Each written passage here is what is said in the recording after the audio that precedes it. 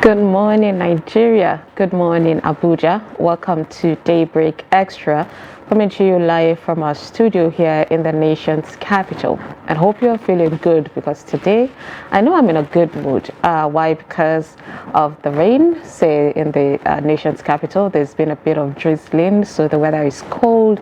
The whole humid, hot weather has been averted. Thank God for that. So yes, I did had a good sleep, and of course I would want to hear from you, which I know that we have that in store for you today. Of course, promises to be interesting show because first we'll be bringing a healthcare specialist, a therapist, someone that is really into healthcare that would talk to, or skincare rather, beg your pardon.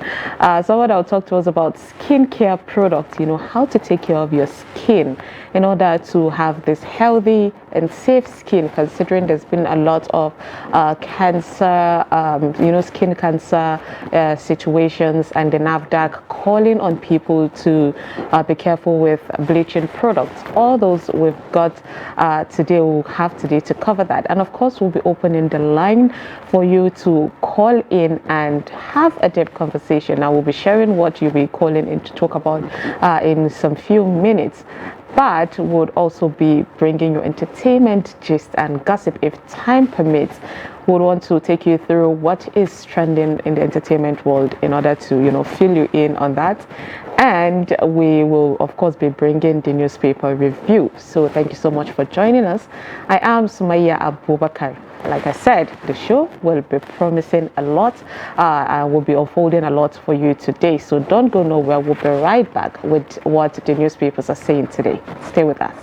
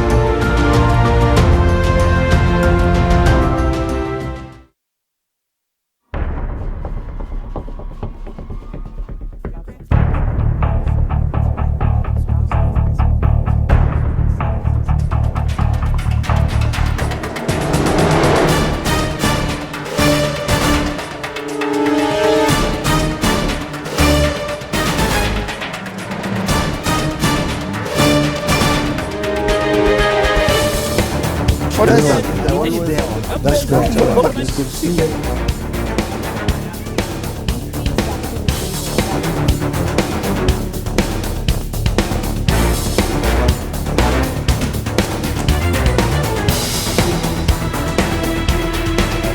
But in a situation where you find that a person look like the same, not necessarily tribal or regional. but I have said that.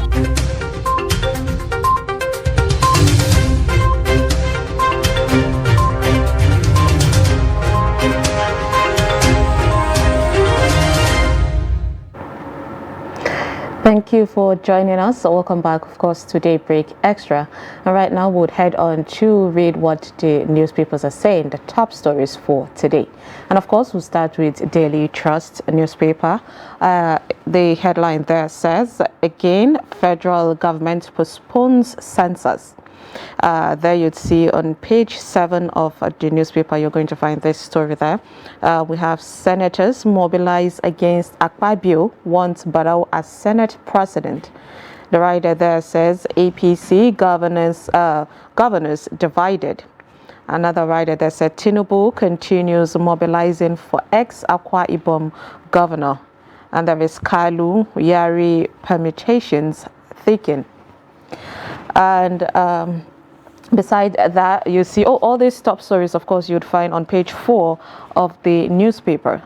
Beside that, you'd see passion to tell Muslim stories drove me to movie production, says Arabelle CEO. This you'd find on page 12 of the newspaper. At the top there, below the mast, you see 11 schoolgirls of FGC burning Yawuri still in captivity 683 days after. Beside that, you see one student of Bethel Baptist High School, Kujama, also in captivity, and it has been 659 days. When you come to the middle of the newspaper there, you'd see the feature says meet 70-year-old electronics fabricator. This you'll find the story, of course, on page 3 of the newspaper there. Beside there, you'd see a pictorial. It says 30 days to Buhari's exit. Nigeria, Siemens, a 7,000 megawatt deal elusive. The writer there says project on course, Apple transformer ready, says federal government. Second writer there says no impact yet after 4 years. Timelines lapsed, says experts. Now this you'll find on page 5 and 6 of the Daily Trust newspaper. At the bottom there, you'd see Ganduje Government Frustration Transition Committee, says Abba Gida Gida. This you'd find on page 7 of the newspaper there. And next one, you'd see day-old baby rescued from dustbin in Rivers. This you'd find on page 29 of the newspaper. And the last one there says how just street sweepers are surviving on 8,000 naira monthly salary. Now, these are some of the stories on Daily Trust today. We'll be moving to Saturday Tribune. The headline there says Senate presidency, Tinubu's adoption of Akpabio unsettles Northwest. The writers there says zone fears losing race for House Speaker, and APC NWC meets on Wednesday. Now, this story there you'll find on page 3 of the Tribune newspaper. Below there, you'd see PDP demands visa ban for Buhari over 2023 elections. Now, this you find on page 3 of the newspaper. Beside that, you'll see Zenith Bank records 41% top-line growth in Q1 2023. Now, this you find on page 5 of the Tribune. We have shareholders at AGM applaud UBA's 2022 performance. You'll find this story here on page 42 of the newspaper. We have Buhari hails Mike Adenuga at 70. Now, this story you'll find on page 5 of that newspaper. And below that, the newspaper there, you'd see court stops federal government from concessioning Ajaukuta Itakwe This you'll find on page 5 of the newspaper. And we have bandits demand 46 new bikes as ransom for 46 abducted villagers. Now, these are some of the stories on Tribune today. Let's move to the Guardian. The Guardian newspaper, there the headline says, confusion in Buhari's government over fuel subsidy. The writers there says, citizens questions president's sincerity as finance minister reverses self. And it says, no wise government will remove subsidy without plan, says marketers. Policy inconsistency in Nigeria, shameful, says okay. Now, these are the whole stories that you'd find on page 2 of the Guardian today.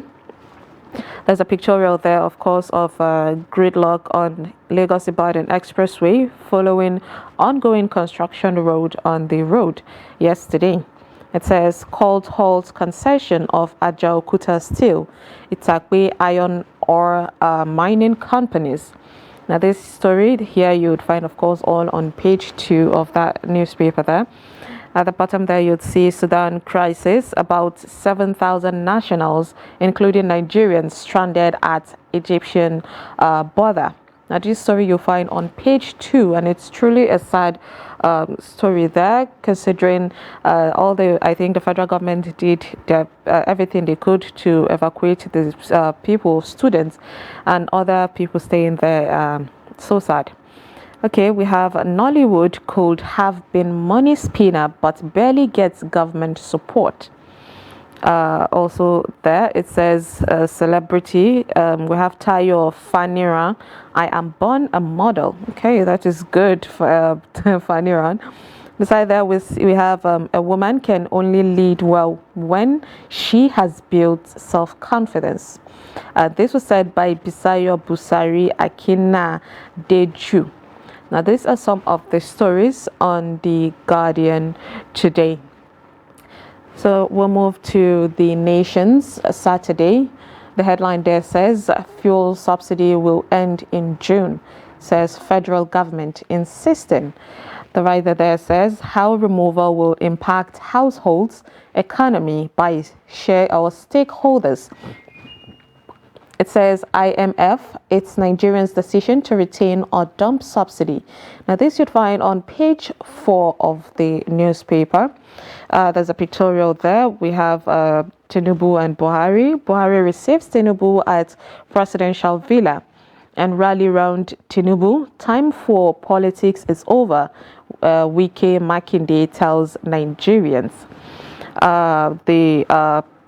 At the bottom there, you'll see court stops federal government from consenting Ajaokuta Steel, Itakwe Iron Ore coils. This you'll find on page 5 of the newspaper. And we have Zenith Bank records 41% top line growth in Q1 2023. This you'd find on page 6 of that newspaper. At the top of the newspaper there, it says APC nears a deal on zoning of Senate President, says Speaker. This you'd find on page 5 of the newspaper. The writers there says, parties NWC meets on Wednesday on NAS leadership, Lukman's letters. The second writer there says, North Central Senators elect endorse Musa for Deputy Senate President. Beside that, you'll see Sudan evacuation of first batch of Nigerians from Egypt suffers setback. The writers there says over 7,000 foreign nationals stranded at country's border, and there's 3,600 Nigerians profiled so far for evacuation, says NEMA. Now, this story you'll find on page 5 also of the newspaper. Now, these are some of the stories on the Nations today. And we move on to the Vanguard today.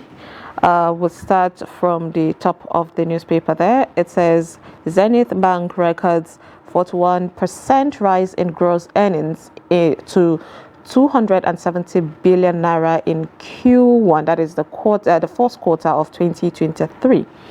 Below the newspaper, or should I say the top headline there says, knocks on Buhari for his I think the story isn't full there, so we'll just move on to the side there. It says Sudan crisis, Nigerians stranded at Egyptian border. Right there says federal government laments as Egypt insists on visas by all Africans on transit. Now this story you'll find on page 6 of the newspaper. It says, if they disturb me in Daura, I will leave for Niger Republic. Comments. Now this was said, okay, so it happens that Buhari was knock on his comments, saying that if they disturb him in Daura, he's going to leave for Niger Republic. Now this story you'll find on page 10 of the newspaper. Riders there says, comment is unfortunate, says Sheikh Nuru Khalid. Another writer there says, it shows he was not committed to Nigeria, says MBF. Nothing wrong with Buhari going to rest in Niger Republic, says Akpa K. Derimo. And on entertainment news there, it says, court stops federal government concession plans on Ajaokuta Steel, Itakpu Iron Ore mining companies. And this you find on page 30 of the newspaper. And of course, page 8 of the newspaper, I beg your pardon. And of course, there is Mercy Ike, so I'm sure they had a sit down with her. You'll find her story on page 30 of the newspaper. And lastly, we have May 29, Cold War still rages between South-South governors and godfathers. This you'll find on page 12 of the newspaper. Now, these are some of the stories on Vanguard today. Okay, so let's move to Punch. The Punch, the headline there says, heavy rainfall, planes may overshoot runways, bridges washed off, federal government warns. The writer there says, adverse weather will worsen malaria, waterborne diseases, a loss of livestock. And states issue flood warning, seeks relocation of residents. Now these stories you find on page 3 and 4 of the Punch today. Below the marks there says, Sudan students lament neglect, 7,000 stranded at Egypt border. And the writer there says, second phase of evacuation commences today. Now this you find on page 5 of the newspaper. Beside there you see Buhari hails at Denuga at 70. Now this you'd find on page 41 of the newspaper. At the bottom there it says, police killed my wife for rejecting special duty. Says wife of Kwara, or police killed my husband, I beg your pardon, for rejecting special duty, says the wife of Kwara inspector. You'll find this on page 40 of the newspaper. Beside there you see, my father's killers came for me, slain carpenter's son, said on page 62 of the newspaper. There you find that. We have federal government creating crisis for incoming government by excluding lecturers from pay rise. Now this you find on page 2 of the newspaper. Says this was said by ASU president, of course. Entertainment there says, finding true love is hard, says Yetunde Bakari. Now this you find on page 21 of the newspaper. And lastly, we have, it is time for governance, says Makinde, tells Tinubu. This you'd find on page 41 of the newspaper. Now these are some of the stories on the Punch today. So we'll move to this day. The headline there says, Mike Adenuga, the first 70 years. It's a cover story, so that you'll find this on page 33 to 42 of the newspaper there. It says, Zainab Ahmed, federal government will still remove subsidy. And the writer there says, June commencement date sacrosanct. And also insists the only amendment is enlarging of subsidy removal committee. Says also that federal government deploys NAF C-130H to evacuate Nigerians in Sudan. Okay, this story is on page 83. And on the subsidy, of course, we have, you'll find this on page 10 of the newspaper. And there's a pictorial there of passing the baton where there's President Muhammadu Buhari and Bola Tinubu at the State's House Mosque, Abuja, during the Jumu'at prayer yesterday. At the top of the newspaper there, it says Zenith Bank delivers strong the first quarter 2023 results with exceptional 41% gross earnings growth. Now that's a great growth, I'd say. This story you find on page 10 also of the newspaper. It says Adamo summons APC NWC meeting to those infighting. This you'd find also on page 10. Now these are some of the stories on this day today.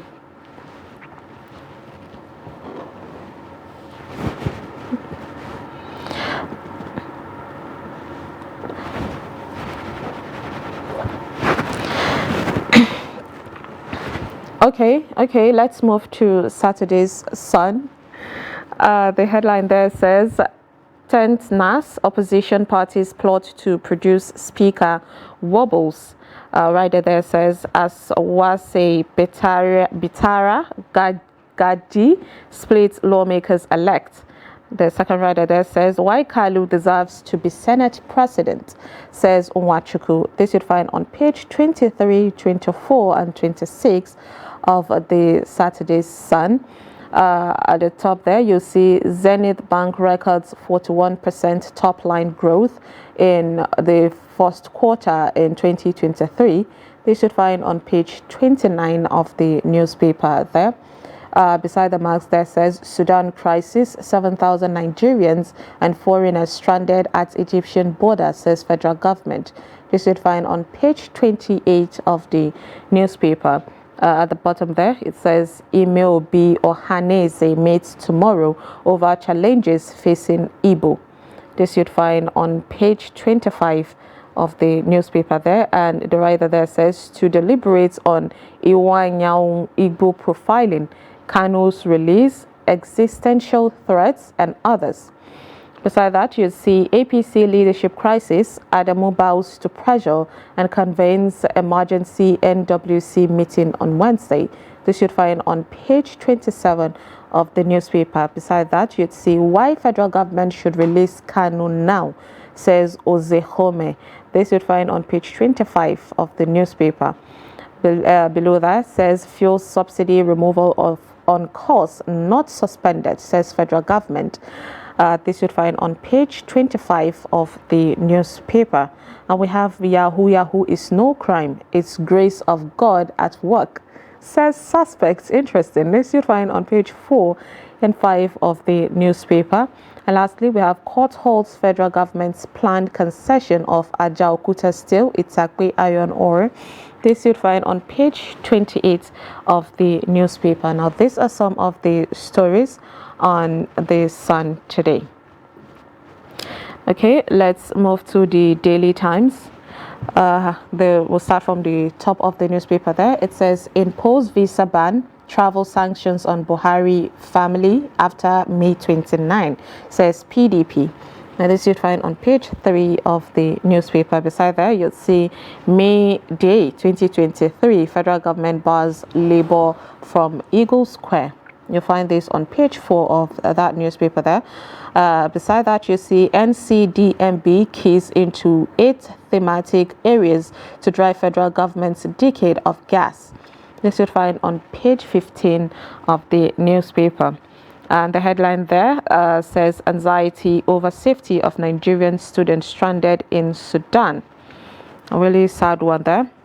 And there's a pictorial of the president-elect and Makinde and other, of course, the should I say, politicians there welcoming him.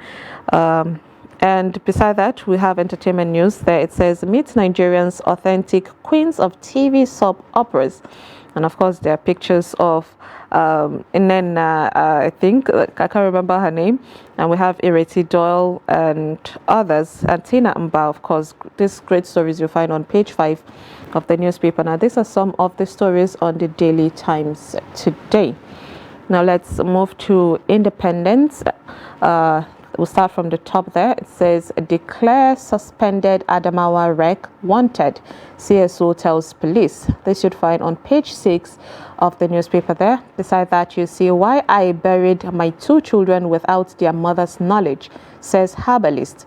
This should find on page 29 of the newspaper. And we have Nigeria Poor welfare driving corruption in police force. Citizens raise alarm. This you'd find on page 29 of the newspaper. The headline there says, agony as of 3 million Nigerians stranded in Sudan. Right there says, we're dying, no medicals, no food, says students. And embassy officials abandon us, we sleep on the road, says workers. Nigerians schooling in Sudan, indication of government failure, says activists. Now, all these stories you'd find on page 8 of the newspaper, and there's a pictorial below there of President Muhammadu Buhari, where it says presidency, Delta LP Guba candidates, Pella replies Buhari on why oppositions lost. This story you'll find on page 5 of the newspaper. Below there you'll see APC crisis deepens as Gololo joins calls for Senator Adamu's resignation. This you'll find on page 3 of the newspaper. At the bottom there says the Zenith Bank records remarkable 41% top line growth in the first quarter of 2023. This you'll find on page 3 of the newspaper. And of course, there is entertainment story that says Under the Veil with Mariam Booth. This you'd find on page 9. And these are some of the stories on the Independence Saturday. Okay, I think we'll move to the sports. Punch Sports Extra. There, we'll start from the top. Says, I wanted to be the next Okala, says Sheyi Law. Now, this you'll find on page 6 of the newspaper. Beside there, we see Nantes versus Toulouse, Simon I successive French Cup glory. You also find this on page 6 of the newspaper. Beside that, you see Iheanacho out for weeks. And this you find on page 4, and there is Awoni may miss the Brentford clash. You also find this on page 4, and more EPL reports on page 4 and 5 of the newspaper. Down there, the headline there says exclusive series Nigerian Gunners. It has the pictures, of course, of the legend footballers that were in Gunners at some point or are. The writer there says a scoreboard of Eagle Star and probables at the Emirates.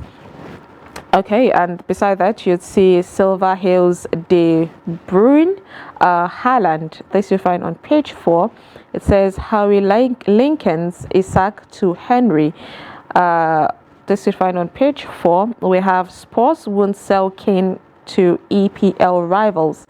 Also on page 4, and we have Kovacic set for Stanford Bridge exit. This also on page 4. We have Ancelotti compares Vinicius with Pele. This you find on page 8 of the newspaper. And beside that, United won't stop Garnacho on the 20 World Cup dream. This you'll find on page 5. And at the bottom there says Remo Wiki 3 points deduction overtuned. This you'd find on page 8. And there is Algeria 2023 Eaglets battle Zambia in Constantine. This you'd find on page 6. Now, these are some of the stories on Punch Sports Extra. And with that, we have, of course, come to the end of this top stories. But there will be, of course, a newspaper analysis. So don't go anywhere. We'll be right back. But in a situation where you find that a person look like the same, Not necessarily tribal or regional. because I have said that.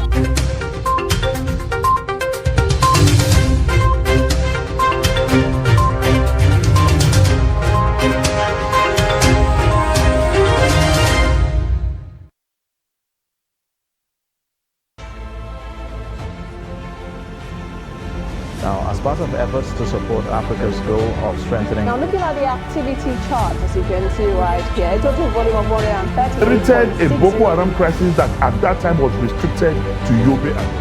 How secured are they? You can see security men with blood. This is the road leading up to the Already, if you look at England squad, you are looking at EPL, you are looking at their names. You are not looking at...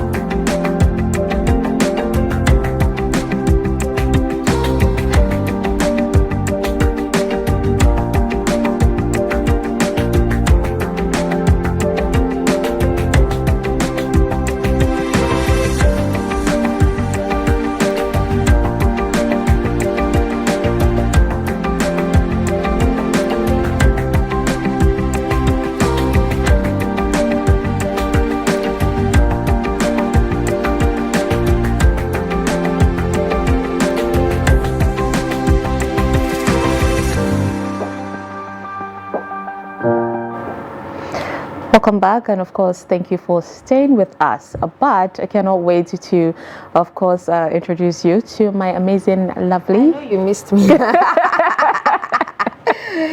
you know, I just have one question. What would have happened if I didn't come in today? I'll be bored. No, I won't be bored, definitely, when the call-in starts coming, but then I would miss you, of course. Well, so my year from Piladu. Yes, Susanna from right Just. I'm here, and you know, it's been crazy, you know, having to get to work because the maiden edition of the International Marathon is actually happening as we speak. So there are lots of roads blocked. Funny enough, a lot of people didn't have an idea at all. They just stepped out, and then they found out that there was something happening. You know, the roads were blocked. Police everywhere. You even had ambulance, paramedics, you know, everywhere. You know, so it seems interesting. At first, a lot of people actually thought it was probably a secondary school marathon, but what I don't understand how is it that a secondary school marathon, you know, it's gaining so much attention and all that. You saw lots of children running, you know, young adults running, teenagers running, you know. There are actually lots of people, apparently, you know, 10,000 participants from across the world in Abuja right now for the marathon. And you know, a press conference was held on Friday, and it was revealed that 32 top foreign athletes from Kenya, Ethiopia, Uganda, and Bahrain, amongst other countries, are already on ground, you know, so they're competing in the marathon. And, you know, there's actually a mouth-watering offer of $50,000, you know, for top finishers in men and women's category. Yes, so, you know, a lot is actually happening today. I don't know what time they expect to finish. I don't know, you know, the number of miles they expect to run, but it's definitely going to be a long one for them since it's a marathon. Would it be late for us to be done with this show and then like join you later? Actually, I've seen myself, you know, in front already. If not for this, for the job, I've seen myself in front already. Honestly, it's really interesting. But that means you mentioned that a lot of people are bringing in their top guns, like people that are already an athletes, to go and join this race, which is really interesting. And I'm curious to see what the Nigerian government are planning on doing with us, because we also have good legs, you know, for running. Yeah, this is actually, you know, history in the making, you know, because I think it's the first time that Abuja is actually hosting a marathon. Yes, and besides that, I talked about seeing children, I talked about seeing adults as well. Apparently, the adults would actually run a full marathon of 42 kilometers, and for students, you know, or children, no, for students, it's going to be a 5-kilometer marathon, you know, just to make it easy on them. And then for family, it's going to be 10 kilometers. So interesting. Okay, so they started from Eagle Square, you know, and it's going to be like a whole around the Abuja meander. So lots of roads are blocked. So if you're going somewhere this morning and it's not so important, please stay at home. Yes, please. Yes, because by the time you divert, lots of diversions. So by the time you're done diverting, you go and you meet hold up with other people who have diverted as well. So there's going to be like a traffic. So, you know, but if it's very, very important, then I seriously don't really know the routes. No, you can pass through Wuse to Bega. This is like a blind man directing another blind man, which is not safe at all. Don't do that. Don't listen to that. The only thing that would be a better situation would be for you to leave early. Okay, let me tell. Leave early. By now, it's not early. Now it's late already, because when some people actually left earlier than, you know, I did. They found time to move. Do you understand? they actually found, you know, a way out. But for us who actually came a bit later, more of these roads were blocked. So if you have intention of passing through, let's say Area 1, they can actually allow you pass through Area 1, but from Area 1 straight to, that's the roundabout, straight to Arab, you know, before you get to Bega. Of course, normally on a so if you're going to Bega or through Bega, you have to go through those other routes. Do you get? But if you're going straight, you know, over Bega, then sorry for you. Oh. That's just it. Sorry for you. Oh my God, that's really. But anyways, it's not something. The only thing that this would mess with is your plan. Maybe Especially individual when plans. when you're working and all that. Exactly. But things like this, it's really nice. Like it's been organized. And on a Saturday morning, Exactly. There is bonding, and of course, there's pushing people to exercise. Bonding Considering how? When there's prize competition. Okay, for family. For family, yes. You mentioned family. Yeah, so of course, okay.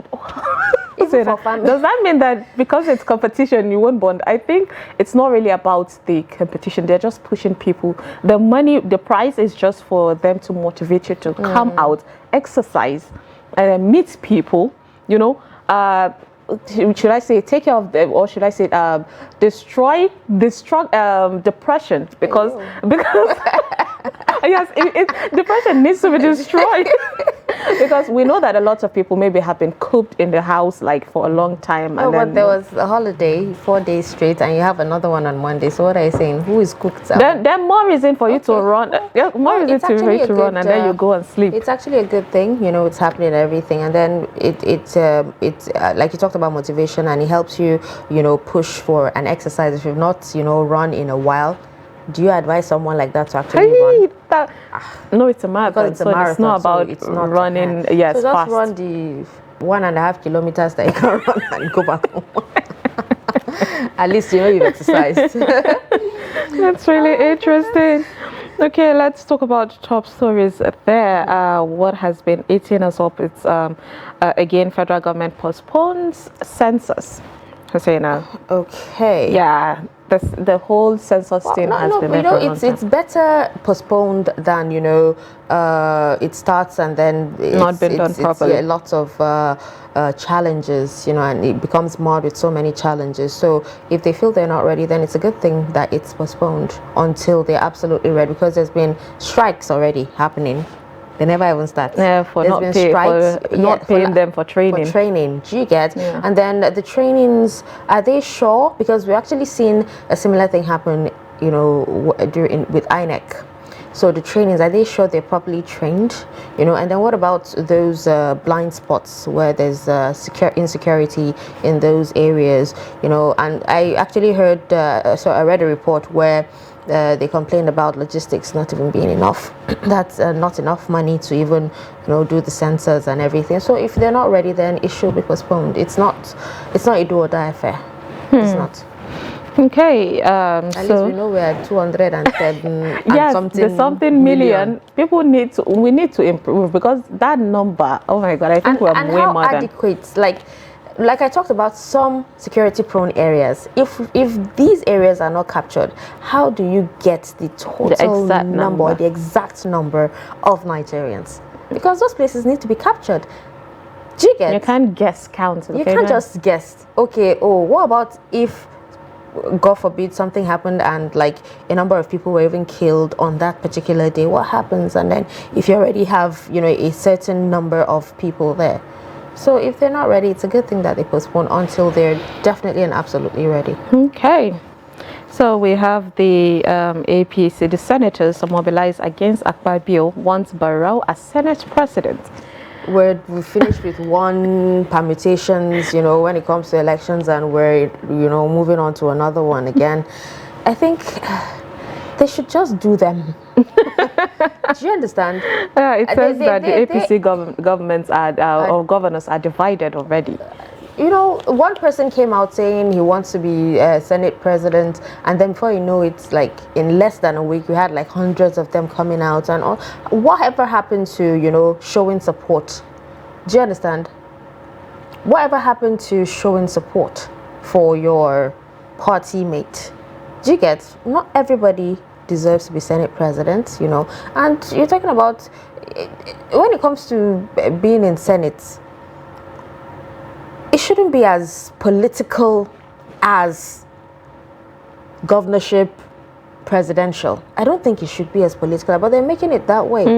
You're already there. The only thing you need is to get someone that would head the place. And you know, it's all about the zoning thing. I think that's where they're finding it difficult. Where some are saying, let's do it proper. Let's involve everyone. And then you still have exactly. You still have some people still coming and saying that, oh, not about zoning. You know, even if you have like, you know, a northern in presidency and vice presidency, and you have one, you know, like a whole lot of them governorship, that no issue, a northerner can still be. Yeah. Whatever happened to equity? That's true. Whatever happened to equity? It's not about, oh, by merit. And I'm sure when it comes to merit, a lot of people in different zones merit that particular position. But you know, whatever the case is, let them just do and finish. They should not involve us, because we're done with, you know, presidency and governorship. So. Okay, so we have 30 days to Buhari's exit. Nigeria's Siemens 7,000 megawatt deal elusive. Now, project on course. A lot of projects are elusive. Yes. A lot of. There's also there's Apple transformer already. Says federal government. Oh wow! So that means we'll be getting more a lot light. more light. Yeah. Oh, because light has been horrible. It's been epileptic. Even though, you know, they've tried for the last 2 days, but will we get to a time, because it rained heavily in Apple last night? So would we get to a time where it will be raining heavily with winds and everything, and then the light still stays? Okay, we're hoping. We've been praying for that. No, seriously. Are we going to get to that point in Nigeria? Because yesterday when the rain started, immediately the light went off at first. You know, I was watching TV, the light went off at first. When it came back, I didn't even bother to, because I know the rain is heavy, it will still go off, and it still went off. That's how much faith and trust that I have in NEPA. I think that it's just psychologically, you're already used to a particular thing, so you're expecting it. And even if it doesn't happen, you start wondering, why is there still light? It took time. I was like, no, this is not happening. Are you sure you're going to leave this light all through the rain? And they didn't disappoint. Oh my God. I thought they didn't disappoint would be they left the light. Yeah, they didn't disappoint. But it stayed for a while, Sha. Interesting. Okay, we have Ganduje's government frustrating transition committee, says Abba Gida Gida. Frustrating? Yes. It says it's frustrating, you know, considering it's a transitioning from a different party. What is the Ganduje government doing to frustrate? Because we're actually hearing two different sides of the story. We have people complaining, okay, these people complaining that, you know, Ganduje's government is frustrating. Another one complaining that Abba Gida Gida is being too pushy. You know, it's not, he hasn't even been sworn in yet, and he's doing all that a governor would do. You know, he should just take a back seat, chill until it's time, you know, and everything. So I really don't know. Of course, you expect it to happen, a bit of a rancor, because it's a transition from one party to another political party. So you don't expect them to hand over easy. There's a fight of power. Which is really interesting. Okay, let's look at numbers. Today, we have 60,000 soldiers.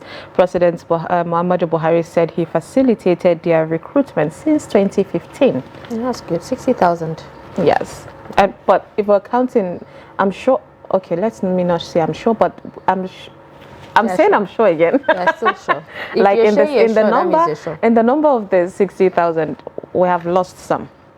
Yeah, of course. It's really sad. But, you know, yeah. Yeah. But what the number is all about, you know, is... Yeah, it's about the people that were recruited. Okay. Yeah. So we have 60,000 candidates of total 947,000 applicants. Joint Admissions and Matriculation Board said experienced hitches in ongoing unified tertiary matriculation examinations. We have about almost 1 million people applying for JAM, UTME, and it's saying that 60,000 already have issues.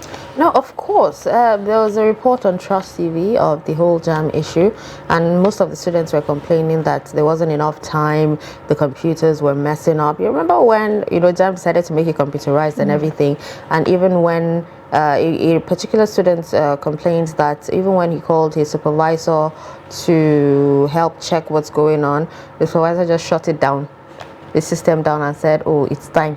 you can go now and Yes, everything. yes. So lots of complaints here and there. But JAM has actually come out to say that the issues will definitely be resolved or have been resolved. I don't know which, or if they're still facing the same issues or even more. So. And about these 60,000 people that have issues, how hope the JAM are working on helping them resolve it? Because it would be unfair for you to, write exams with your peers and then you have issues with yours and they did theirs and they get to pass and nothing is being done about yours. Well, all we can say is we hope all 60,000 issues are resolved, yes. But then it also depends. If they're not resolved, what's the plan B for the students as well? Because there's some students who are there saying, oh, the next time I write JAM. There's some who are saying, I'm not going to write JAM again. The whole JAM thing is frustrating for people, honestly. But it's frustrating, but you have to write it because that's your criteria and your medium to be able to get into the university in Nigeria. True. Okay, next number there says 96,800 federal government said are registered refugees with new 10,000 foreigners seeking asylum in Nigeria. A huge number there. It keeps increasing, and with the whole insecurity around, it keeps making people like lose their homes. Okay, refugees in Nigeria from where? It says registered refugees, that's all. It didn't mention like the details. Probably from neighboring... the foreigners are the 10,000. From neighboring countries. I don't know what's happening because you have foreigners coming in for refuge and you have Nigerians running away for refuge. And some of the Nigerians who are even abroad, especially in Sudan, they're also coming back home because of insecurity. So what is actually... I don't know. The whole world is in chaos. You start with the Russian-Ukraine war, and we'll head like to the Afghanistan. There's a lot happening. And then to think that what is happening in Sudan is as a result of two army generals fighting for power. So what happens when they're done? Pulling down, the whole country. The whole country. Well, so and the last man standing. Who does he rule over? Sad people. Okay, when everybody leaves the country, who do they rule over? Does it make sense? It's so sad. I feel like it has gotten to a point where leaders are more worried about themselves It actually than the might country. be deeper than that, though. It might be deeper than that, but then who are we? We don't have the information in our hands. Of course. Next number there says 560 million naira or $1.2 million, says federal government said it spent to evacuate Nigerians from conflict-torn Sudan by road. How much again? 560 million naira. Is it the same amount that... Is it part of the 30% that they paid the buses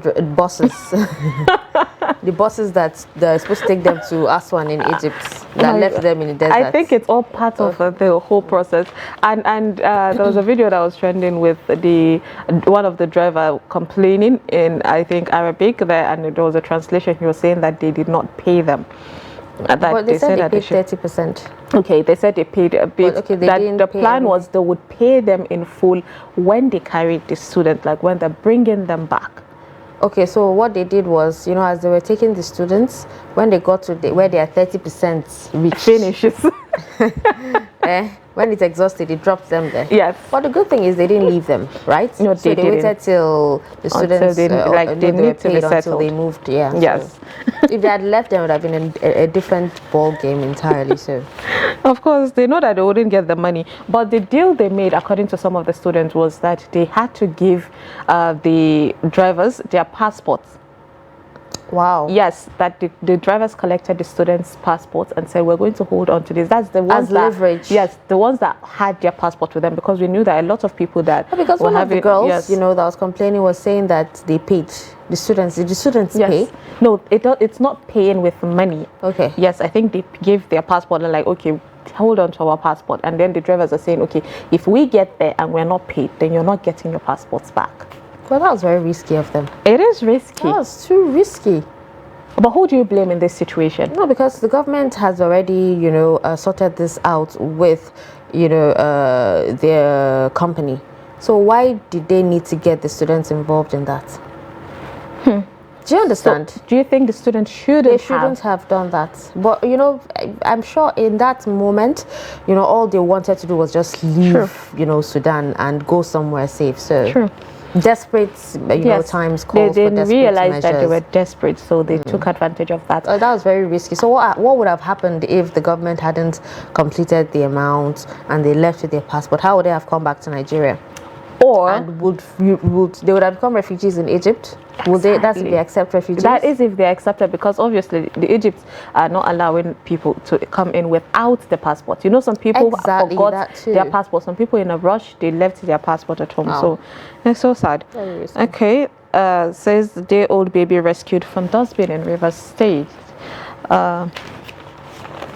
Okay, so of course we have a lot of things happening today. I'm sorry. You talked about a child. Yeah, it's been rescued from dustbin in River State. Oh wow! You know, they still do that up till now. When you have a lot of women who are looking for children, and you have a lot of them who, even if they're not married, they decide to keep the children. Yes. So why go through the whole stress of, you know, giving you know, carrying the baby for 9 months to end up dumping the child? It's really sad. And really sad when a lot of people are already looking for kids. It's a sad situation, honestly. Okay, right now we're going to stop with the analysis. If you want to check out more of the stories, of course, go pick a copy of Daily Trust newspaper today. With that, we'll take a break, and of course, when we come back, the show continue. But we're going to show you an amazing episode of Daily Hustle. So stay with us.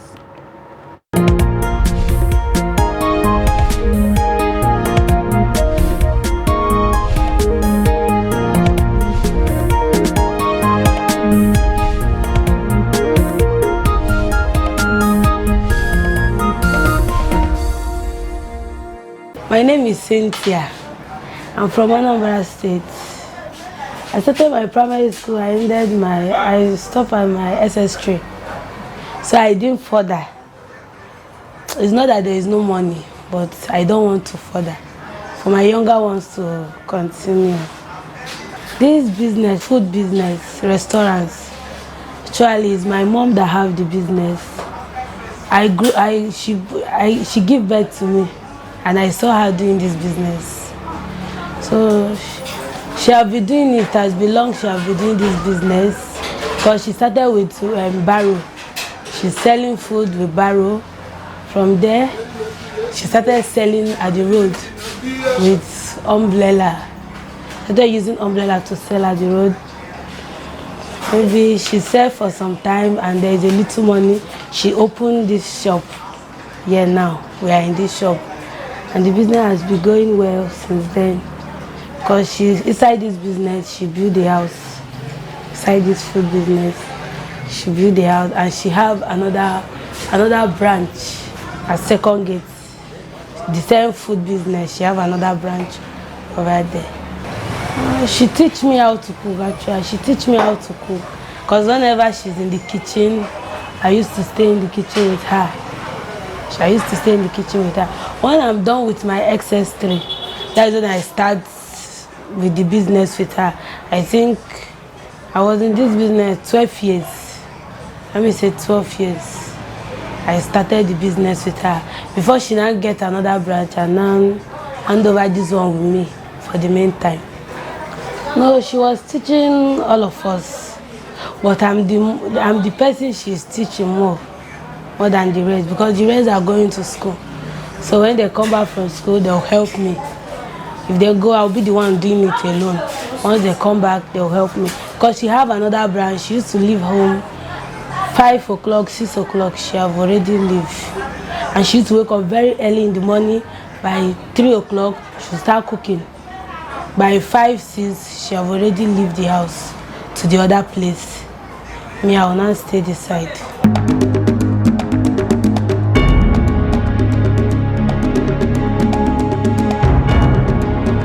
Today morning when I wake up, I brush my teeth, I take my bath. After taking my bath, I came here. I start washing the plates, washing the pots, cleaning the shop. And I went to market to buy something and come back and start cooking. We used to sell in the evening most. In the morning we used to sell, but it's not very well. But our main time for selling, that's evening time. By 8 to 10, 11, we used to go sometimes. Depend how the market is that very day. It's not every day we used to sell. Sometimes we don't used to sell, sometimes we used to sell. We used to sell semo, eba, fufu.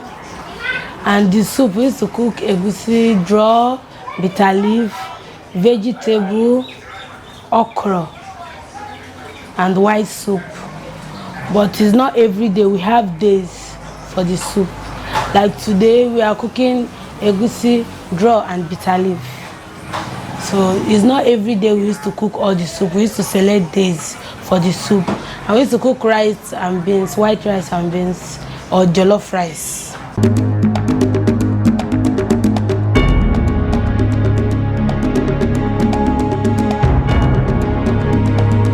Once we cook all the soup for that day, it will melt and the soup will remain very well and will not sell it.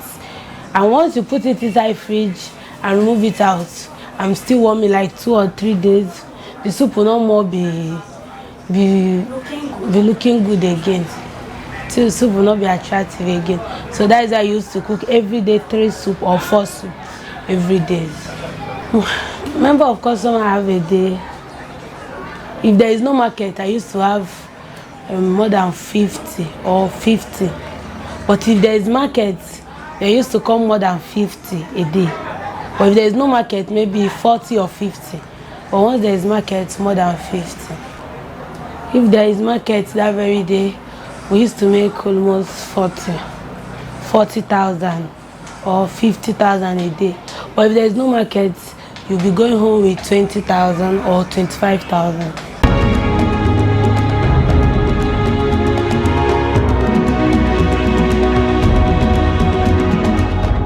When my mommy gave birth to me, she was doing this business, very happy with it. And my dad is late. I didn't grow up with my father. I didn't know my father very well. Like I didn't know him very well. I just met my mom because I was not staying with her before. When I came back, my dad is already late. So and she's happy doing this business. So when I grow up, I was like joining her, doing the business. We are doing the business together. I was happy. Inside this business, that is what she used to use and pay our school fees. And inside this business, I'm using it to eat every day. And inside this business, she built the house we are staying now, we are living now inside this business. I didn't know any other business except this one again. My name is Mary Cynthia. I'm a food seller. I'm selling restaurants. I'm advising people that don't have anything doing to try and have any handwork. Handwork is good, and handwork used to pay very well.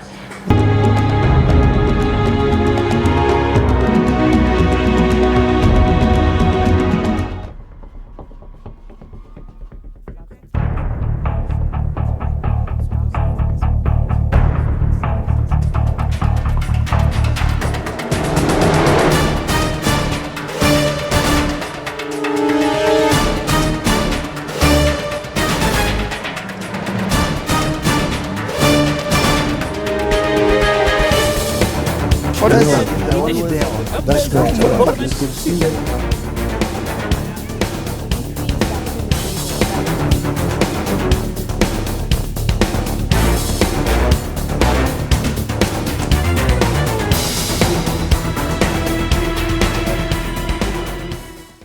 Welcome back and thank you for staying with us. You're still watching Daybreak Extra on Trust TV. All right, so right now I think it's time for us to open up the phone lines. We're having a discussion before we went on the break, before the daily hustle. We're talking about, you know, a lot of things, but then specifically about what is happening in Sudan and the fact that, you know, the Nigerians that are there, you know, have been evacuated. You know, when it comes to, it's not just students that are in Sudan. It's not just Nigerian students. You have families who have actually made a life, created a life for themselves there. there. You have Nigerians who are actually born there as well, you know, and I'm very, very sure that it's not every Nigerian that has been evacuated. It's those who want to be evacuated and all that. So you still have Nigerians there, you know, but you know how it is when you're in conflict situation, those who are outside worry more about you. True. That's inside. You know, you see a lot of Sudan is not just one place. It's not just like Abuja. It's not just like the FCT. There are lots of villages, local governments, towns, cities, and everything. And some of these places are relatively safe, you know, away from all the fighting, you know, going on between, you know, the paramilitary and the military there, you know. But then talking about Nigerian students, what they've actually been going through from when they were evacuated from Sudan till when they got to, because yesterday, as of Thursday, I remember the Ministry of, is it Abike Dabiri? Yeah, Abike Dabiri. diaspora. Yes, of diaspora. You know, she actually said that they're expecting the first batch of evacuees by yesterday. Yes, because it started on Wednesday. Yes, and did you know that it's actually a 38-hour trip from Sudan to the Aswan, Aswan community or village in Egypt. It is 38 hours. So, and they had to leave there by road. You know, so from all the challenges that have been going on with Nigerians from when they left Sudan and when they got to Nigeria, you know, would like you to call in and share your thoughts on everything happening to Nigerians, especially in Sudan, and you know what they're going through and everything, you know. And the funny thing is, there are also Nigerians in Russia and Ukraine.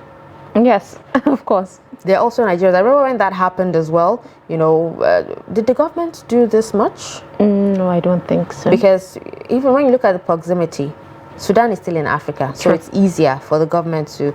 But if I don't think even Nigerians in Russia would want to leave. Ukraine, yeah. I personally have friends. Russia in was Russia. more safe. It's Ukraine safer. was In Ukraine, you understand, would actually want to leave. I don't know, especially because we have a lot of them. We had a lot of them say, you know, for me to come back to Nigeria, I'd rather stay there and everything. But we had lots of Nigerians saying they wanted to go there as soldiers as well. You know, remember when the whole thing happened? Of course. Yes, so I would like to have your thoughts on the whole Nigerians in Sudan situation, the whole evacuation situation. But please, when you call in, make sure that you do not insult. We would not take any form of insult. Make sure that you just call in with your opinion and let us know what your thought is on the matter. Okay? So the number to call is displayed on the screen right about now. So feel free to send in your contributions. Of course, let's have an intellectual, a smart conversation. Let's hear, what would you say, or what would you do if you were the student, or if you were in the government position? What advice would you give the government? Yes, or the what would you do different? Yes. What would you do different? That's the word. Because it's really a sad situation. We also talked about how, you know, they complained that the drivers were paid 30%. True. Yes, and so they had to go and dump them in the desert before, you know, they need the full payment. They call the company and everything. And you know, when you come to organizations in other places, it's not like Nigeria, where they'll be like, oh, I'll pay you so percent, you know, and then I'll pay the rest later. It happens, you can actually, you know, that can actually happen in Nigeria, but not in other climes. Not to talk of when there's a war going on. What happens when they take them to the Egypt and they don't receive their payment? But they'd already gotten to Egypt. True. And then it was very, very risky of the students to even give them their passports. True. It was very risky. For me, while I feel it was risky, is you didn't know these people, and there was no communication between you and the federal government. So these people could have been lying, you know, by saying that the federal government. But they should have had a representative. They should have had a representative how did they know they were supposed to go to so place, to a particular place to hop in the bus? How did they know? No, there were of course committee there that guided them into the bus and everything. But I think they were not with them in the journey. No, I'm talking about government representative. Okay, so we have a call on the line. Hello. Hello. Good morning. Thank you for joining us on good morning. Extra. Yes, what's your name and where are you calling from? Yeah.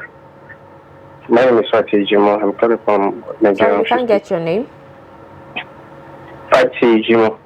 All right, so go ahead and share your thoughts on the topic of discussion.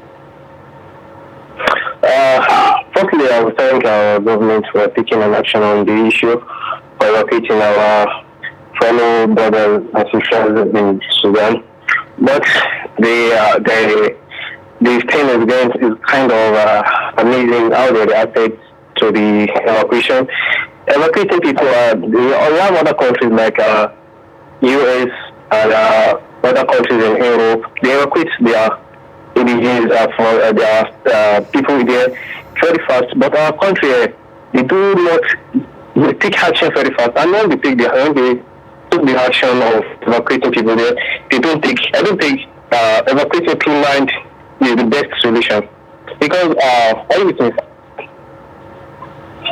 Hello? Yeah, we can hear you. Go ahead. Okay. Evacuating through land I think is very risky, and where there is war and everything. Until our brothers and sisters fought at the middle of the Sahara Desert, they have been complaining about the money paid to them after being budget over millions of dollars, $1.2 million for the evacuation, and we still have the drivers complaining about the money. That is very, very bad. But another way, I think the Ministry of Emergency and everything in Nigeria, the government should try and make them work, not even when the emergency team is needed. It is when they are supposed to take action. They should have these plans already made. Every plan on anything emergency occur, they should have their plans on how to execute, on how to do these things. What will be with us, one Nigeria. All right. Thank you so much for calling and sharing your thoughts on this particular issue. We appreciate it. Yes. All right. So, well, he actually said quite a lot, but especially the last part where he said the government should always plan for emergency. And this is one thing that I would actually fault the government on. You understand? Even though they plan, for emergency situations like flooding and everything, but do they plan enough? You have NIMET that predicts, the weather, that predicts how far, how much rain would fall and, what. They should liaise with the government to be able to. Okay, so we have another government. We have another caller. Good morning. Good morning. Okay, thank you for joining us. What's your name and where are you calling from? My name is Garba Abdullahi. Okay. Calling from Abuja. Okay, it's good to hear from you. So, tell us your take on the issue. You see, it's very unfortunate that we always find ourselves in this situation. Yes, migration determinant for growth, for development. But you don't migrate to where there's advantage. It's an advantage. If our economy is working, why our citizens in Sudan, in terms of economic education? And it is another thing we need to sit down. Recently, Russia was an issue. What gain did we learn from the evacuation down there? Nothing. It's just as usual. Furthermore, the issue of evacuation is not about, BKW or anybody. It is about Ministry of Foreign Affairs and Immigration. This is because in the country where you are, we have embassy officials there. And if there are an issue right from day one, we are not unmindful of some of our citizens in foreign land. They don't care to register with the embassy. But in a situation like this, Ministry of Foreign Affairs, Immigration, this is because when you go to evacuate, you must be expertise in your approach so that you don't carry other nationals to your country and it becomes very detrimental to your security, to your economy. I'm grateful for you giving this channel. But the issue is, every now and then we find ourselves on this situations, not moving forward. Please, government and agencies should rise to occasion so that we look at all the stories we are hearing. Bosses are hired and not paid. Who is responsible? Is money not voted for? And nobody will be held responsible at the end of the day. This is my take home. Thank you for the opportunity. All right, thank you so much for sharing your thoughts with us. We really, really appreciate it. Thank you. Thank you. Wow. All right, you know what he said, it still goes in line with you know what we've been talking about. If the country was actually working well, would you have so much, we're not even talking about brain drain yet, would you have so many students leaving Nigeria to go to Sudan to school? Nigeria is an English-speaking country. Sudan is an Arabic-speaking country. Yeah, so sad. Okay, so we have another caller. Good morning. Good morning. What's your name and where are you calling from? I'm Engineer Yusuf. Okay, where are you calling from? From Kefi. Okay. From Kefi. Welcome, Yusuf from Kefi. So tell us your take today. Yes, good morning. Good morning. Yes, I'm just calling to contribute my own quota. Yes, please go ahead. You know, it is not easy evacuating mass movement of people like this. The government are doing their best. It's not really easy because some of them that are even moving, if you look at them, they don't even have passports. Some of them, their passports are expired. So you are going through another country, and it's not easy like that. If you have not traveled abroad before, you don't know what people are talking about. Some countries will not want you to go because your documents are not complete. So let us not begin to hit blame for government. What are their reasons? Some of them, the government are moving students, not mass people like this. But we have so many people there. Some of them went there to look for their daily bread. Some of them went there for their own businesses. So when emergencies come like this, you want government to show that the whole responsibility. It's not easy. It is not. Let us tell ourselves the truth for once, please. So what the effort government are making, let us approve their government. Let us approve their effort. That's my take. Okay, yes, well, the government is actually being appreciated, and we were actually speaking specifically to, you know, the students and all they went through from time of evacuation up until, you know, they got to Nigeria. That's what we're talking about. Like we said, there are also families who went there who are not students, and most of them are still there. Do you get? So, but we're talking about the students specifically and all their complaints and challenges that they'd faced. All right, but all the same, thank you so much for your contribution. Okay, all right, so let's go ahead. Let's see, please, if you want to call in with your take on this, make sure that you understand the situation. You understand what we're talking about. Okay. Now, and even though everybody is entitled to their opinion, yes, people can call in. Some people can call in and say the government is not doing as much as they expect them to do, and you are also entitled to yours. So there's no need being harsh. Okay. So we have another caller there. Good morning. Hello. Yeah. Good morning. What's your name and where are you calling from? Hello? We can hear you. Okay. All right. I think we lost our caller. Yeah. And I'm trying to understand what the former caller, Yusuf, was saying. He said that the government are trying their part now, and it shouldn't be them that should be blamed alone, right? So from what I get from his point is that he's saying that there are other people apart from the students who are also they don't have passport, which also happened. We know that. Okay, so we have another caller. Good morning. Okay, we lost that call, and it's like the situation of people say going to Saudi Arabia and some of them or other countries, and some of them will not want to return back to their country. It doesn't even matter if they have passports or not. Do you understand? But if they can prove that they're Nigerians or they went to the country as Nigerians, the government should also do their best to bring them back home safely. True. Okay, we'll have another caller. Good morning. Good morning. How are you? Fine, thank you. What's your name and where are you calling from? I'm calling from Bauchi. I'm Engineer Mohammed Abakar. From where? From Bauchi. Okay, welcome from Bauchi. So tell us your take on the evacuation crisis. Well, my thought on this, I had one of the reviewers saying that Sudan is an Arabic country, that why Nigerians they used to go to Sudan for studying. Even though if you look at there are so many countries which they are Arabic countries, and people they feel like to go there and study because of the quality. So we are talking of quality. Nigerians can even go more than can even go to Arab country to study because of the quality.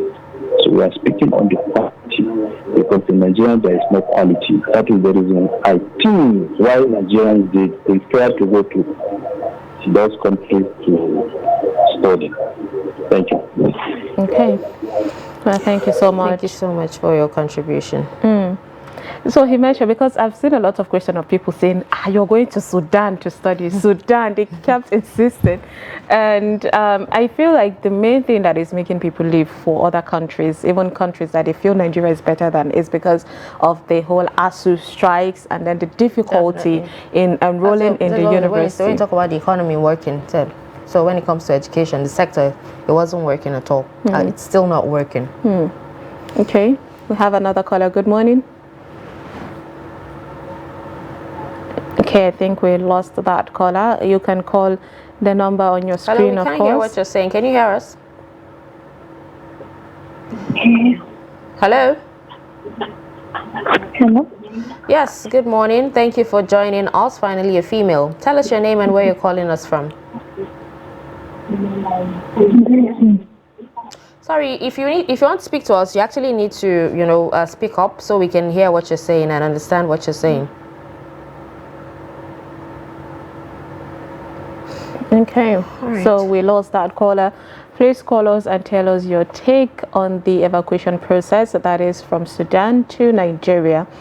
Okay, so we have another caller. Good morning.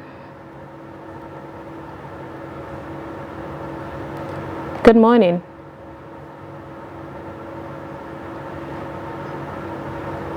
Okay, good morning. Can you hear us? Yeah, I can hear you. Okay, so what's your name and where are you calling from?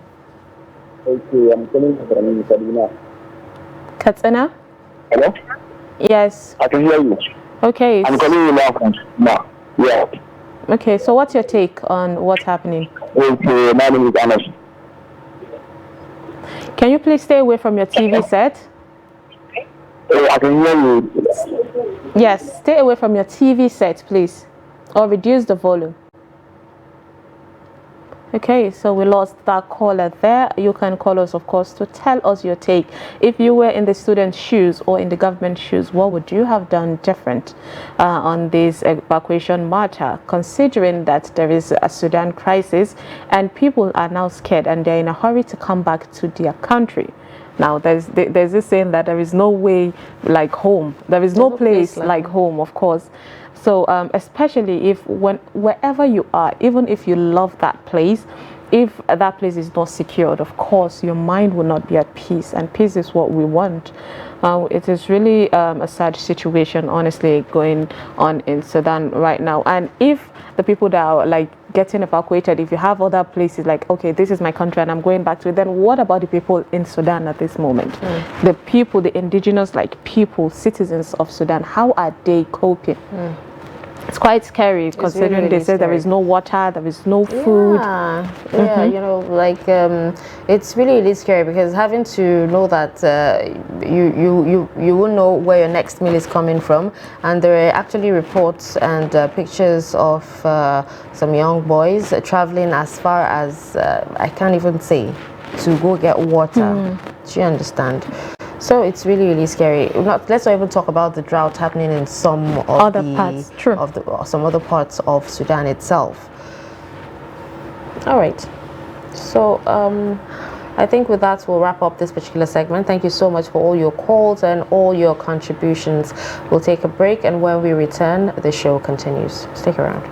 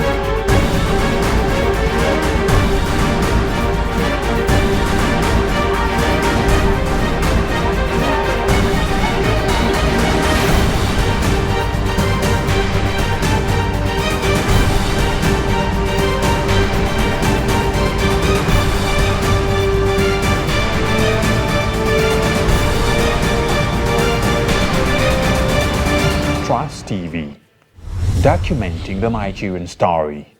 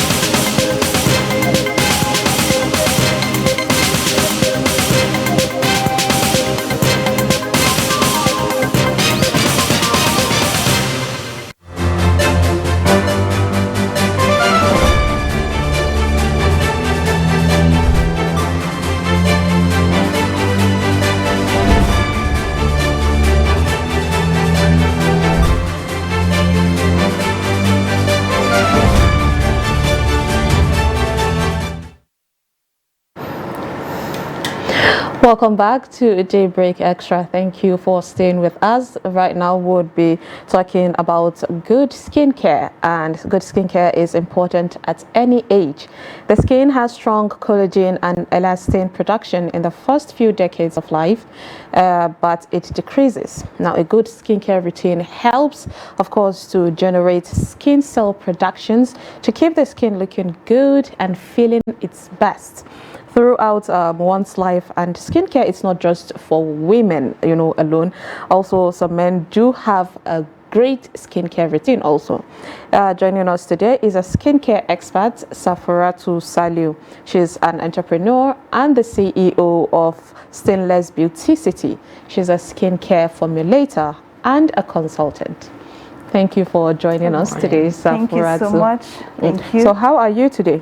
I'm doing great. Okay. Thank you. So tell us about skincare in general. Okay. Skincare is the act of taking care of your skin, because our skin is the outermost layer of our body, so we have to take care of it, and our skin is the first thing people notice about us when they come in contact with us. So it is very important for us to take care of the skin. So skincare is not just about you rubbing cream and going out or using soap to bathe. No, it goes beyond that. A lot of people fail to exfoliate their skin, which is very bad. Exfoliating is removing dead skin cells from your body, because our skin renews itself every 30 to 35 days. Old skin cells start falling off, new skin cells generate. So by the time you exfoliate your skin, you see your skin will come outside extremely beautiful. And to crown it all, you have to exfoliate your skin 2 to 3 times in a week, once a day. You don't exfoliate every day, because our skin has its own natural oils. By the time you exfoliate every day, you lost the natural oils. Okay. All right. So, in your opinion, what is it? What is the perfect skincare routine? You talked about exfoliation. That's one. Like when you wake up in the morning, what is the perfect skincare routine till when you go to bed? Okay, let me just break it down, because for our viewers, number one, when you wake up in the morning, the first thing you're supposed to do, if you have, some people use toners, some people use cleansers and the rest, but let me just say, in a simple routine, the first thing, let's say after you shower, you can use your toner or your face cleanser on your face.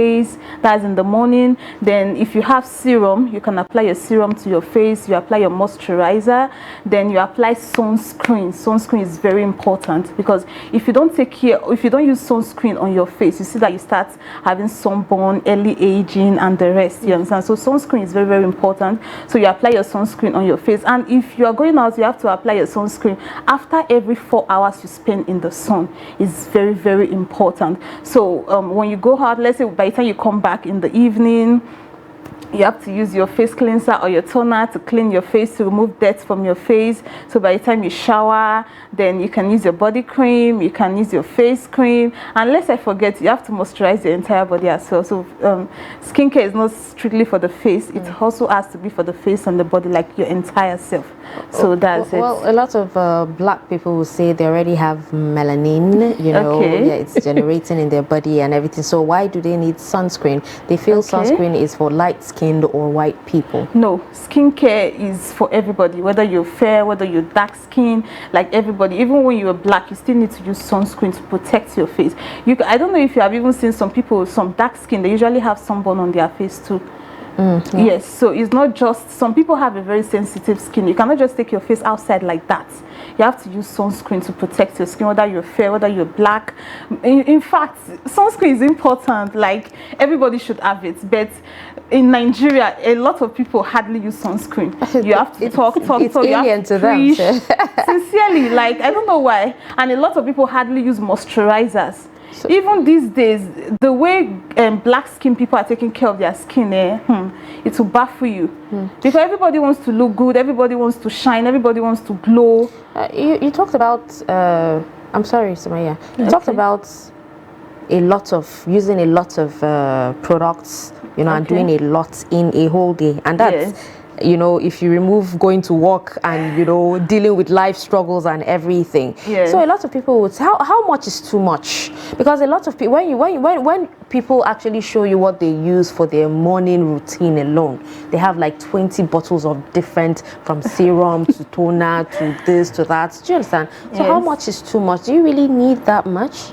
Actually, you need the major thing you need to moisturize your skin. That's number one. Very important. Your entire with Vaseline body. Or what? You need to tell them. No, you can use a moisturizer. You can use a very, very mild skincare product, because if you are going out in the morning, you don't need to start using all those strong bleaching cream and the rest. Your skin will just burn because of the harsh weather of the, you understand? Because of our Nigeria weather, your skin will just burn. I'm just being sincere. So in the morning when you're going out, you have to moisturize your skin, a very mild moisturizer, or any product that you have. Make sure it doesn't have any lightening agent in it if you're using it in the morning. So you moisturize your skin. Then your face is very important. You have to apply serum. You understand, on your face. Then if you don't want to use too much, just apply sunscreen in the morning. It's okay. Moisturize your entire body, and don't forget to bathe with soap. Very, very important. You can use sponge once a day. It's fine, because we are not supposed to use sponge like morning, afternoon, night. It's not nice to prevent early aging. Once a day is fine for sponge. You can use it at night. Then in the morning, you have to wash off your body with your soap. You understand? In fact, we have to feed our soap to our skin and not to our sponge.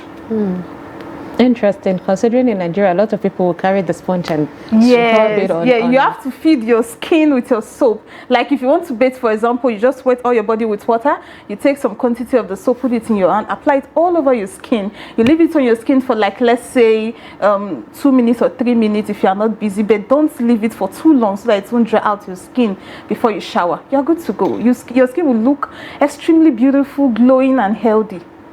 Shikina?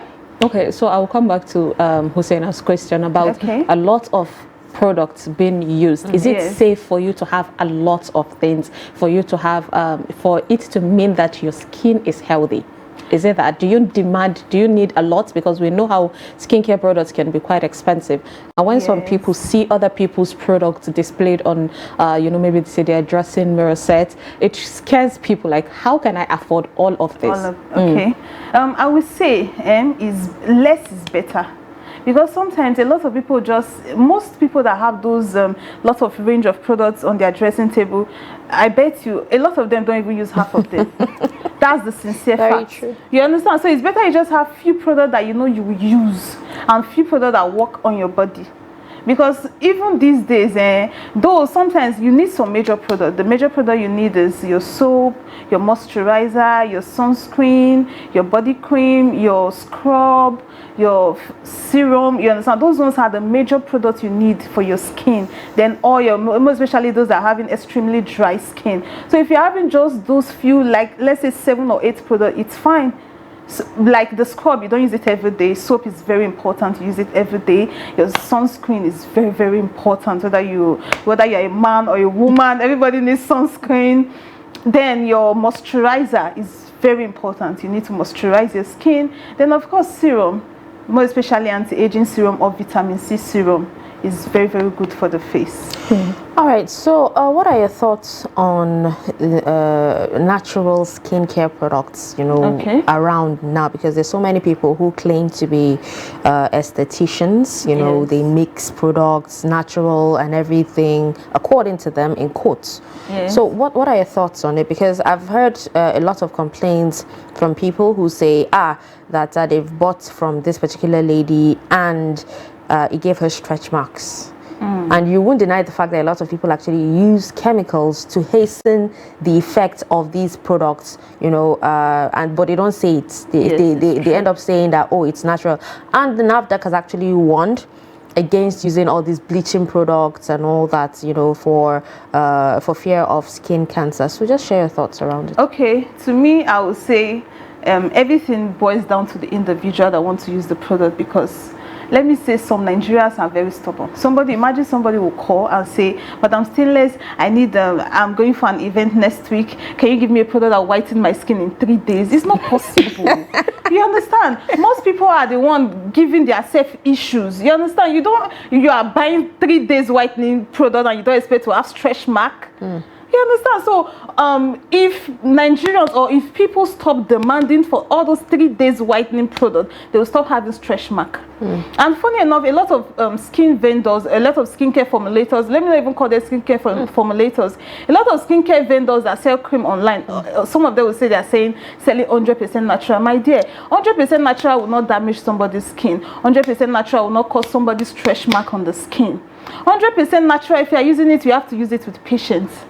Exactly what I said. Some people don't have patience. Like they want to see results sharp. It's not possible. No, sharp, like it's not possible. And also, one thing a lot of people are neglecting in skincare is that you have to visit a spa. It's very important for deep exfoliation. Some people's skin is very stubborn. You have to come for steaming. You have to come for exfoliation. So on some, like those people that are having acne all over their face and the rest, you have to come for a facial section to remove those blackheads, whiteheads on your face and treat your face. Because by the time, like mostly those people that are having acne, sunburn, by the time you do all those facial issues on your face, like by the time you do facial routine, like the facials and the rest, you see that when you start using products tend to penetrate better and easily to your skin. Like your skin pores is open. Anything you use, sharp it will enter. And if you use bad products, your face will damage. So how do they differentiate between the good and the bad products? Okay, number one, you have to be very careful when you're buying cream. You have to check those skincare vendors. Aside that, they advise you to check the ingredients. How do you know when you see, because some skincare vendors are very wicked. They know the scientific name of some products that even if it's pawpaw. Yes. Do you understand? So what they do is they include that so people don't have an idea of what ingredients they use to actually mix their products. So how does one actually, become learned about some of these skincare ingredients? Okay, number one, I think skincare producers or skin formulators, they need to start educating their customers on the ingredient they use in formulating their products. You understand? That's one. And number two, when you're buying product, you should try to tell the skincare formulator that please, I need something very mild. I'm not in a hurry. You understand? Then secondly, you have to check the person's track record. You not just see somebody mixing nonsense online. At the end of the day, you want to patronize the person. My dear, your skin will become a mess. That's just it. So it all boils down to trust. Because these days, trust is a very difficult thing when it comes to skincare. It's very bad. There's nothing like trust. By the time your customer trusts you, one customer can bring 10 customers to you. Your customer is your best brand ambassador. Because by the time their skin is okay, by the time their skin is glowing and everything, you see them bringing their friends to you. Their friend will bring their friend will bring their friend. Before you know, your brand is everywhere.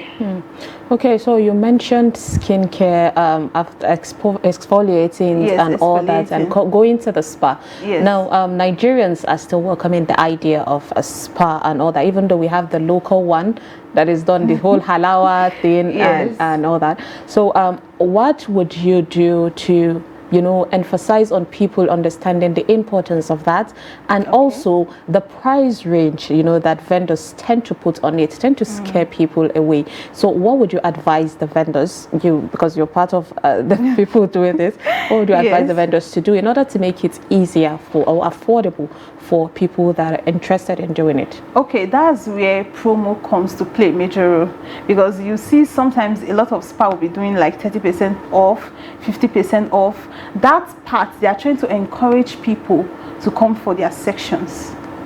And also, if you don't have money to go to a spa, it's fine. Don't kill yourself, because this country, yes, life is very easy. So don't kill yourself if you don't have money to go to the spa. You can just do some routine at home. That's where exfoliating comes to play a major role. You can see some people, they will tell you that since they were born, they have never been to the spa, but their skin is still intact. Why? Because they take care of their skin. By the time you exfoliate your skin 2 to 3 times in a week, once a day, your skin will come out extremely beautiful. And by the time you are serious with your skincare routine, your product will not use itself. A lot of people, they will buy products and keep it. They'll use it once in a week. At the end of the day, they'll tell you have not started seeing changes. The product will not do magic on your skin. That's just the bitter truth. You have to be consistent with your skincare routine. So even though you didn't visit the spa, your skin will still come out good. But if you're having a very serious skin issue, if you cannot afford the major money, then you can start saving small. By the time you see all those big spas doing promo and the rest, you just key into it. Because some promo you can even pay. By the time you are less busy, you can come for the section. And you're not to even visit the spa always. It's like if you're having serious acne on your face, so you should visit the spa at least once in 2 weeks. Or maybe once in a month.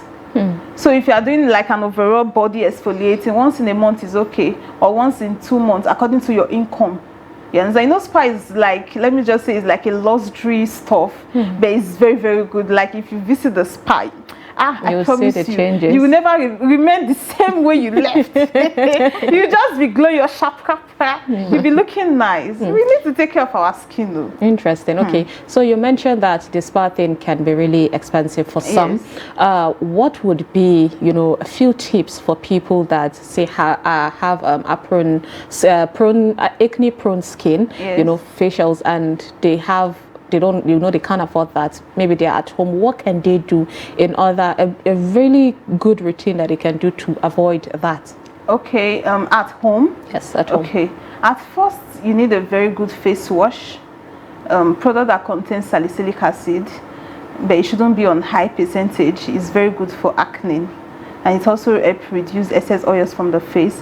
Then secondly, you have to use clay mask. Clay mask draws out excess oils and impurities and detoxify the face, and it's also anti-aging. It's very good for acne prone skin. By the time it draws out those excess oils, you'll be having less breakouts.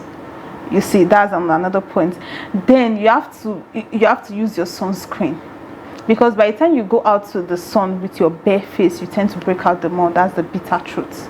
So you shouldn't play with your sunscreen. Then your moisturizer, you have to moisturize your skin. Then even at night, skincare product tends to work perfectly at night because your skin is relaxed, your body is relaxed. Any product you use, it activates very well. You understand? So you can just apply those. Then if you don't have money to still buy all those products, then you can do some little home remedy, yes, like exfoliating. You can just get brown sugar, like 2 spoons of brown sugar. Then you can get honey, you mix it together, you wash your face with soap and water, then you take it to exfoliate your face gently, then leave it for like 10 to 15 minutes. You wash it off. It works. So you don't need to kill yourself if you don't have much, but if you have, please take care of your skin. It's not too expensive now. All right, now what's your thoughts? Do you agree with me that there are lots of skin formulators out there, okay, who are just in it for the money? I'm not talking about making and selling. Yes. Because the reason why there's like an influx of skin formulators or aestheticians, as they're called, you know, is because you find out once one person learns how to make cream, yes, she puts out a promo there and says, oh, for 5,000 naira you can learn to mix your own natural skincare and everything, and before you know, you have hundreds of people gathering and paying so much money to learn, and they're not even taught well. They're not even taught in classrooms, they're taught online. Do you understand what I'm saying? Yes. So what's your take around all that? Do you think, even though, yes, a lot of people try to say that, you know, it's a way to empower women and everything, but at what expense? Okay, my take there is that, number one, to learn skincare is not cheap. That's one thing people need to know, is not cheap. That's one. Then number two, you see all those people that do online training and the rest, my dear, I don't know what they are doing. Because skincare, like to me, if I'm formulating, I don't just mix this and that, no. I calculate everything I'm doing, you understand? I use percentage. By the time I calculate it, all ingredient has its own percentage. You cannot use so powder. Let me just say, for instance, people that formulate with kojic acid. You understand? Kojic acid, if you want to brighten your skin, you have to use it at 2%. If you want to lighten your skin very well or whiten your skin, it has to be used at 4%. Most of those people that do all those online training, they don't even know the percentage to use. They just measure. They just measure and pour. 2 tablespoons. And different powders has its own grams. Like they weigh differently. The way oat powder we weigh is different from the way kojic acid we weigh. It's different from the way this salicylic acid we weigh. It's different from the way this one we weigh, this one we weigh. But most of them don't know. They just say, okay, just turn 50 grams or just turn. And most of them can't even calculate 50 grams because they don't even have scales or even measuring cups. Some don't even, you cannot even use measuring cup in formulating. That's why I said different products weigh differently. So some people will say put 1 cup. They'll just fetch one cup like this and pour. They don't even know what cup. What kind of cup? Even with the kind of cup, you have to put it on the scale and measure it and be sure of the quantity you are using. But a lot of people don't even do that. Sad, quite sad. And the rate at which everybody is now doing online training, as you are paying, they'll just send everything to you. Wow. At once. And most of them, they're missing a lot. They're just missing nonsense. Like I saw one video online, one woman was pouring Hollandia milk. Exactly, and honey, and she said after she already finished doing everything. And funny enough, she won't even put preservative. If you are using honey on your soap, inside your soap, when formulating, you have to put preservative. Like, in fact, when you are producing, you have to put preservative. But there are a lot of natural preservatives out there that you can use. But all those people that are just pouring everything, they will tell you it's soap. They don't even put preservative, and it's bad. She was using filter on the video. At the end of the day, you know, black soap, because it's black, even when it's getting spoiled, people will not know. Yes. Unlike cream that you start seeing muco on top and the rest. But since it's soap, people will not even know that it's getting spoiled. They will continue using it to bathe. A lot of people are just concerned is whitening. They just want to whiten, they want to glow, they want to, at the detriment of your own health. Well, you know, one would actually say society has actually made it pushed people to actually accept that, because a lot of women will tell you that if they're walking around with their light-skinned friends, the ones that get noticed are the light-skinned ones, the ones that the men actually look out for are the light-skinned ones, so they want to be light as well. Our men is even part of the problem. They are the society. Yes, they are part of the problem, because they'll say, that girl is fair. Because she's fair doesn't mean her skin is healthy. Exactly. You see some fair people's skin, by the time you go close to them, you'll be disappointed.